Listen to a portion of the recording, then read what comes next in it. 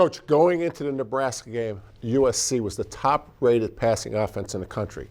Starting from the last play in the first quarter, it looks like Lincoln Riley may have become an option coach. So now he's an option expert. So we all have great respect for Lincoln Riley. He comes from the air raid tree.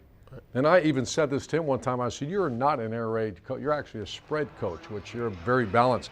A brilliant coach, obviously. So when you see an offense kind of transition from one to another, like a throw first to an option, et cetera, like we witnessed USC against Nebraska, they talk about adjustments. And here's what has happened in my career.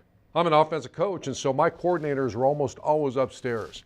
The advantage you have on the sideline, you can look in the soul and the eyes of these players when they're, there's a lot going on. Jaden Meyer is one of the best quarterbacks in America. He was a little bit off in the throw game, it looked like. Maybe it was him, maybe it was the receivers, it doesn't matter.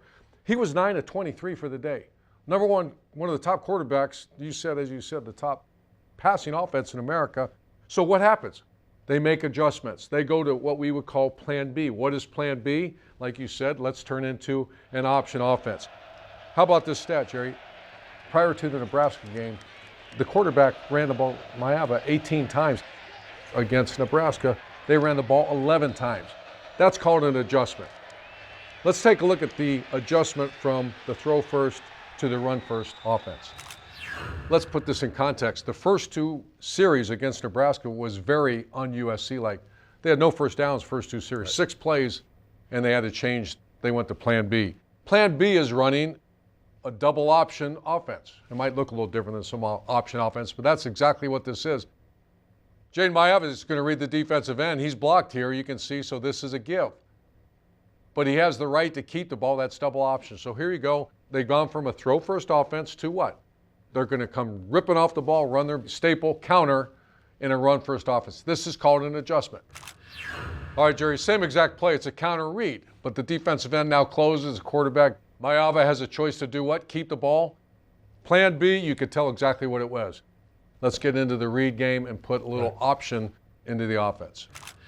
Okay, a little different looking play, but again, it's a double option. What's a double option? The quarterback's going to read the defensive end. You can see the tight end arc him, does an excellent job.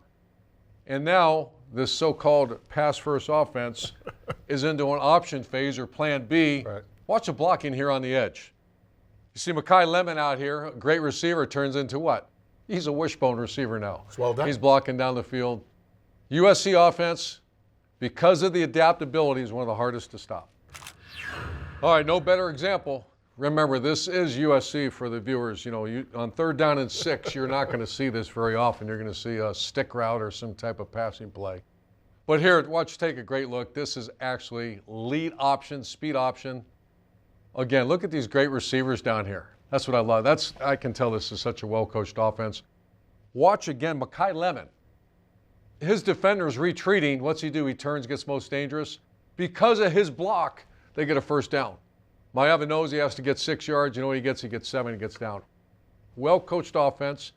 This led to a quarterback not necessarily having a great day, Gerry, 9 of 23.